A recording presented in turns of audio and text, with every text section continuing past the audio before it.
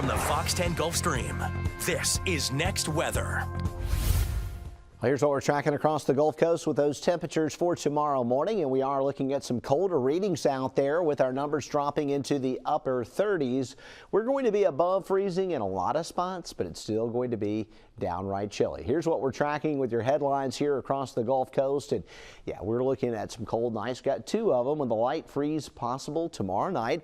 Then we get into the potential for a big rainmaker rolling in on Friday, and the rain may hang around until the weekend. Here's the breakdown on that. And so we've got the front rolling in here. The initial batch of rain should arrive Friday morning early. We see the front almost coming through, and then it puts on the brakes and becomes stationary. You can see how it changes from a blue pointy line to some blue lines with some barbs that are pointing upwards, meaning it's stationary, maybe even lifting a little north as a warm front. And the bottom line is that we expect rain to continue on Saturday with this kind of a setup. Gulf moisture overrunning that frontal zone, and it looks wet on Saturday evening and possibly into Sunday, getting soaking wet as well. In fact, this European model is real aggressive with the rain continuing on Sunday. We may see some rumbles of thunder there and some heavier downpours. So beneficial rain for the drought. How much will we see? Well, European's wetter than the GFS. It's saying anywhere between 3 and about 4 inches of rain between now and Monday. The GFS solution not as wet, but still looking soggy with 1 inch to 2 inches with some higher totals on up into the inland spots. So here's what we're seeing with that drought. We've got a level 3 severe drought with an extreme drought over Escambia and Conecuh counties as well as the northern Florida Panhandle. Then we look back off to the west and we can see in Greene and George counties a chance of seeing some drought conditions there too that may get the relief from the rain. Our forecast, temperatures getting into the 60s, overnight lows in the 30s in the short term. Of course, temperatures rebound ahead of that front with the rain, and we get into the 70s for the weekend, but it will be wet and stormy at times with the rain chance at 80% on Friday and 70% on Saturday and Sunday. Whole lot of wet weather on the way for the weekend. In the meantime, chilly temperatures, but that stalling system will be the big story. Here's meteorologist Matt Barentine with a further breakdown on this weekend soaker. The only way to get out of a drought is to keep having consistent rain. Just 1 or 2 rain events isn't enough to pull us out of this drought that we've had lately. But we continue to get every few days some good rains moving through, and we're going to see that again for this upcoming weekend. So here's the current drought monitor. Most of our area now is in a level 3 drought. There's still some small areas in a level 4 drought.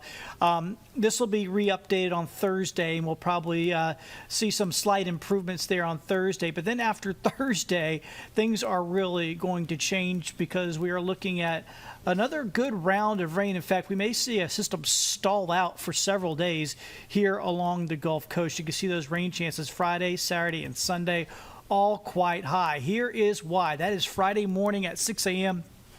Heavy rain possibly moving in there.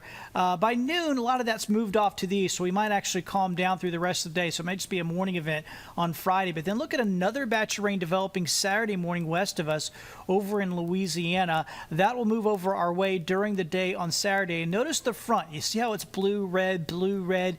That means stationary or stalled out.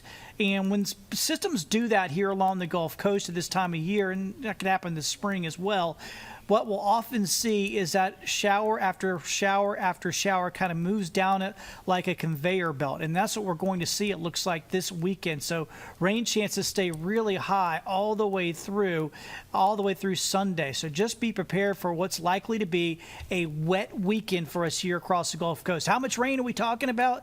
Could be quite a bit. Here's that same model I just showed you with the rainfall total possibilities. Now, yes, this is likely on the upper end. This is showing anywhere from 3 to nearly 6 inches of rain. That would be an awfully lot. So let me run the American model over that same time period and see what it shows. A little bit less, but still some good rain totals, anywhere from about 2 to 3 inches area wide. So kind of get that range in your head. We could see anywhere from about 2, 3, maybe even 4 inches of rain. It's a real possibility for us this upcoming weekend. I know the timing wouldn't be great, but we can still use the rain, and it definitely will help us with our drought. So we'll be tracking it for you as it moves closer to us. In Mobile, Matt Barentine, Fox 10 News. And before we get to that rain, we do have some colder nights ahead. And for more on those temperatures and how this stacks up with when we normally see that first freeze, here's meteorologist Jennifer Lambers. Looking ahead, the next few mornings, they're going to be pretty chilly, but heading closer towards midweek, we're looking at possibly seeing our first freeze so far for the season. Now, some local National Weather Service offices have already begun issuing freeze watches, most of those taking place further towards the east. We're not included just yet, but this still could change as we're still a few days away from this. But this freeze watch is in effect for areas just closer towards Dothan, parts of Florida, and also Georgia, heading into Tuesday night and into Wednesday morning. Now, looking ahead, these are our current wake-up temperatures heading into Wednesday morning, expecting the upper 20s for our inland areas. As you head further towards central Mobile and Baldwin counties, seeing those temperatures getting closer towards freezing, and the beach areas not quite getting there, seeing more of those mid to upper 30s and the lower 40s. But despite this, do keep in mind it's going to be feeling colder once you take that wind chill into account. So just make sure you're being cautious, bring your pets inside, maybe even cover those plants outside, but also you can wrap them in non-LED Christmas lights just to keep them on the warmer side. Now, looking back for the past 5 years, when has our first freeze typically taking place? Well, it's been in the month of November for the past 5 years, some of those ranging from mid-November towards the end of it, but this is pretty typical for this time of year. On average for Mobile, our first freeze falls between November 21st and the 30th. We'll continue to monitor your forecast, but as Jason was mentioning, a short-lived cold snap that we're seeing when we warm back up heading into the weekend. Reporting in studio, meteorologist Jennifer Lambers, Fox 10 News. Here's our 10-day, and that rain pretty much centered up next into Friday and into the following weekend here as we get into this weekend. But next week, we will see things dry back out once again. We do not see any super cold air other than this little mini cold spell that we have in the short term. So after those cold temperatures that Jennifer talks about get out of here, it warms up. We see a lot of rain, and next week does look quieter by the middle of the week. Thanks for joining us here on Next Weather.